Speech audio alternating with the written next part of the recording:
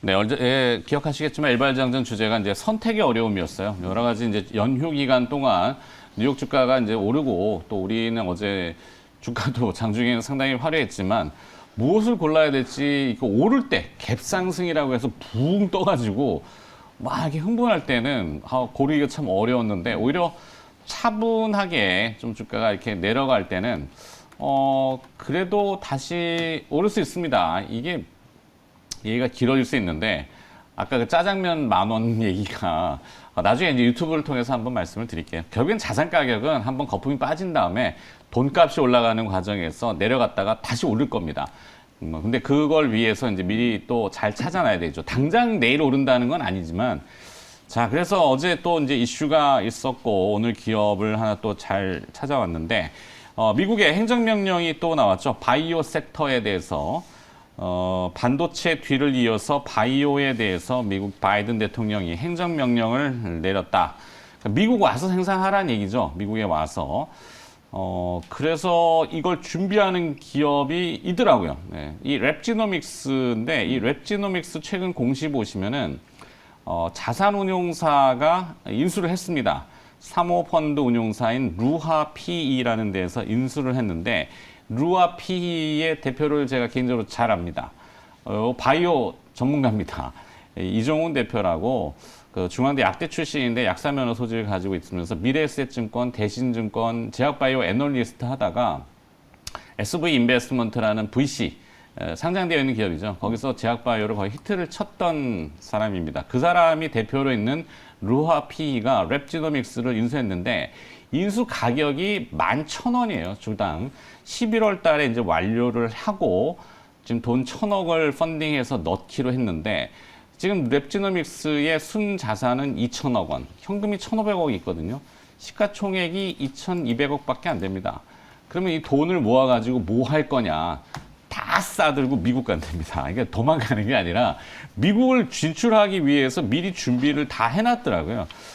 이 추석 전에 한번 취재를 조금 제가 해보려고 이렇게 물어봤었는데 요 내용을 얘기했었어요. 그래서 이쪽은 이미 뭔가를 알고 있구나. 그래서 미리미리 준비를 하고 있구나.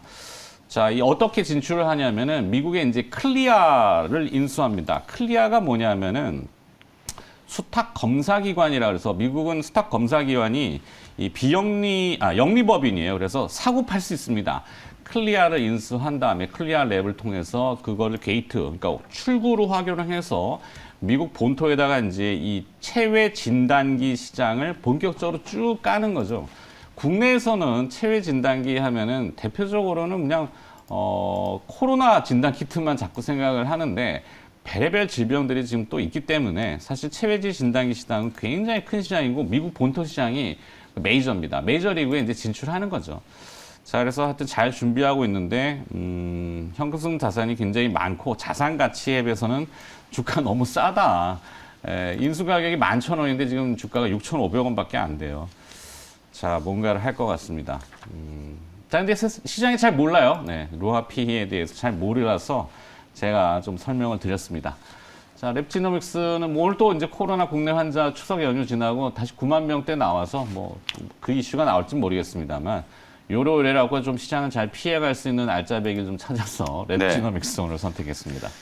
네, 랩지노믹스 정말 좀 많은 이제 신사업을 추진하고 있는 기업이에요. 일단 오늘은 랩지노믹스 이제 부연 설명을 먼저 조금 드려보면 사실상 이제 랩지노믹스도 코로나19 진단 키트로 인해서 지난 2년 동안에 뭐 그야말로 이제 좀 특수를 누렸다라고 이제 볼 수 있겠죠. 이익을 잘 냈어요. 영업이익을 뭐 1년에 1,000억 이상씩 이제 냈으니까 그 이제 영업이익에서 만들어진 현금이 1,500억 이상 맞아요. 지금 회사에 지금 축적이 좀 되어 있는 상황이고 모든 진단 키트 기업들이 다 그렇겠지만 실적 피크아웃에 대한 이제 우려 때문에 주가가 못 가는 거거든요. 시젠이나 뭐 ST 바이오센서와 같은 이런 기업들도 마찬가지로 코로나19 이제 끝나고 나면은 뭘로 먹고 살 건데 이게 이제 가장 좀 근본적인 이제 의문이라고 생각을 하시면 되거든요.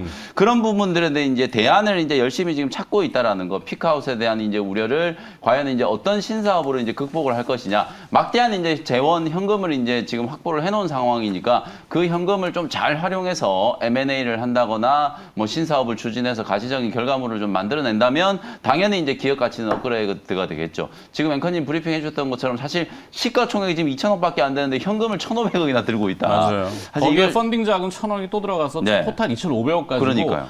뭐 할 건데 이랬더니 물어봤더니 미국에 본격적으로 판깔러 다 들어간다 이거죠. 그게 다 싸들고 미국 간다는 거예요. 도망간다는 게 아니라고요. 그러니까 네. 미국의 본격적인 이제 사업을 하러 이제 미국 진출을 이제 준비를 한다라는 거고. 바이든 대통령이 미국 들어오라고 그랬으니까. 실제로 이게 바이든 대통령이 아마 CPI 지표를 며칠 전에 보고를 받지 않았을까 하는 의심이 드는 대목이 바로 이거예요. 그래서 지금 바로 속보가 나왔어요. 좀 이따 자막 나가겠습니다만 바이든 대통령이 오늘 인플레이션 보고서에 걱정하지 않는다. 11월 중간 선거 있잖아요. 거기 망치고 싶겠나고. 그렇죠. 그러니까 파월 불러다 조인트 까겠죠. 이제 세부 사항을 뭐 그 충분히 이제 설득력이 있는 저는 뭐 그 접근이라는 생각이 좀 들고요. 세부 사항 이제 오늘 발표된 이제 CPI 세부 사항을 이제 보면 이제 주거비가 생각보다 안 떨어진다. 그건 아까 팀장이 말씀드렸던 것처럼 분명히 이건 타임렉 시차가 있을 수밖에 없는 거기 때문에 집값이 떨어진다고 우리가 이제 전월세 가격 바로 떨어지나요? 안 그렇거든요. 분명히 이거는 시간이 좀 걸리는 부분이기 때문에 주택 가격이 떨어지고 있는 건 분명하다. 네. 주거비에 대한 부분들도 서서히 이제 반영이 좀 될 거다. 그리고 이제 또 하나가 약값이 되게 이제 비싸다. 의료비가 이제 상당히 좀 많이 올랐다라는 게 이번 CPI 좀 눈에 띄는 대목이었거든요. 그것 때문에 뭐 그런 건지 몰라도 이틀 전에 이제 바이든 대통령이 제약 바이오 기업들도 다 공장 미국에다 지어라 행정명령을 지금 낸 거 아니에요. 사실은 인플레이션 감축 법안 안에도 핵심적인 내용 중에 하나가 의약품의 약값을 인하하는 것도 다 포함이 되어 있었어요.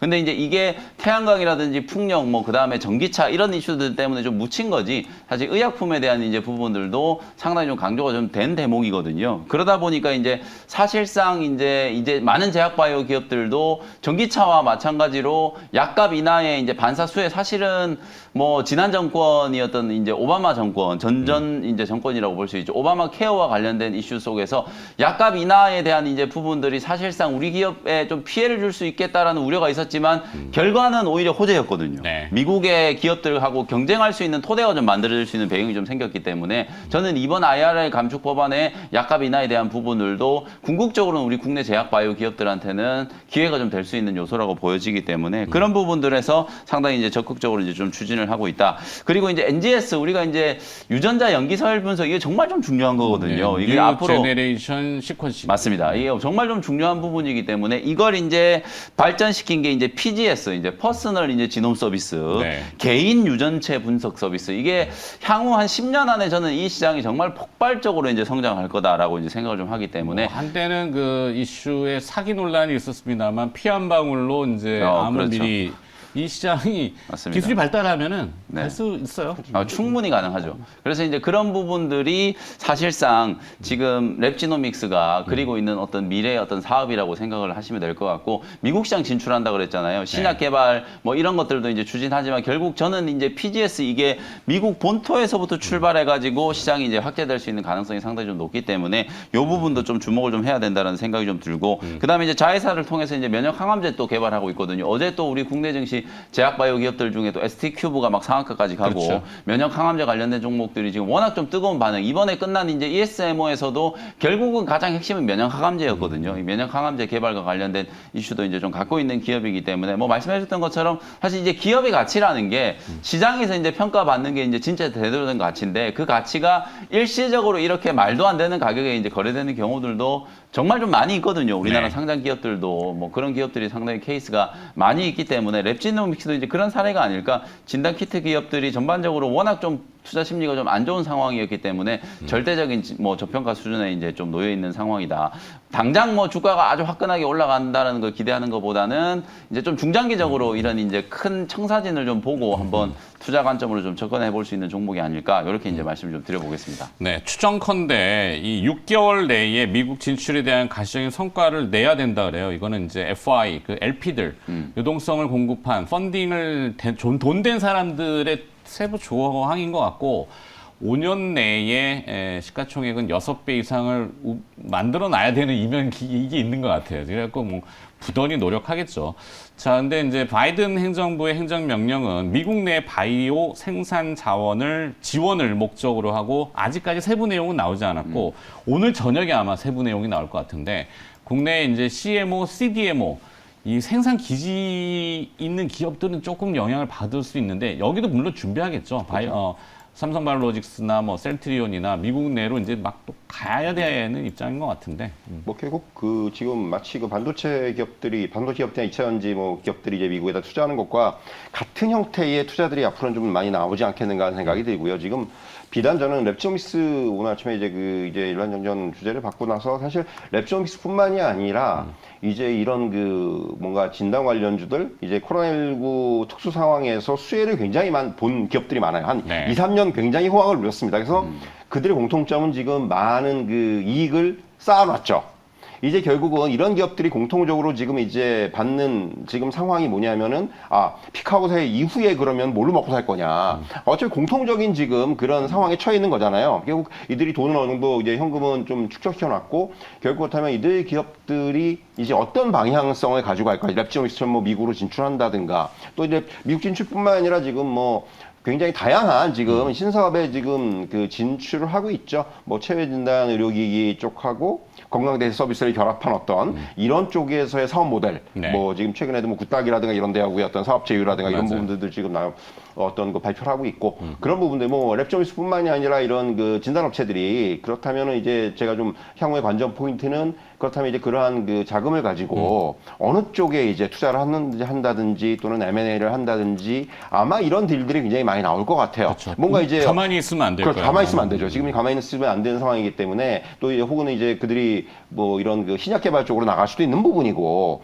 결국 여러 가지 그런 가능성을 열어두고 그러니까 물론 이제 이런 기업들이 지금 당장은 주가가 조금 계속해서 재미없을 수 있어요. 왜냐하면 지금 코로나19가 어떤 이런 상황에 따라서 주가가 좀 변동성이 나타날 수가 있기 때문에 다만 지금 이제 이들을 단순히 어떤 그 코로나19 수혜주로 볼 것이 아니고 이들이 앞으로 이제 어떤 사업을 하는지 이런 쪽에 조금 더 저는 포커스를 맞추고 좀 투자 전략을 좀 세우는 것이 맞지 않겠는가 이런 말씀을 드릴 수 있을 것 같습니다. 좋습니다. 자, 랩지노믹스 뭐 세간의 중심이거나 관심이 없을 수도 있어요. 근데 그 내용을 이렇게 막 분해해 보면은 지금의 이제 매크로의 무슨 뭐 오늘 뭐 인플레이션 CPI가 어떻고 뭐 뉴욕 증시 출렁거림이 어떻고 뭐 이거와 좀 벗어나서 저는 뭐 오늘 주가 떨어지면 좋잖아요. 지금 가격도 싸고. 네. 뭐 이런 것들을 잘 찾아서 대비해 놔야죠. 그러니까 올라갈 때 막 따라가서는 실익이 별로 없다는 그렇죠. 거죠. 네.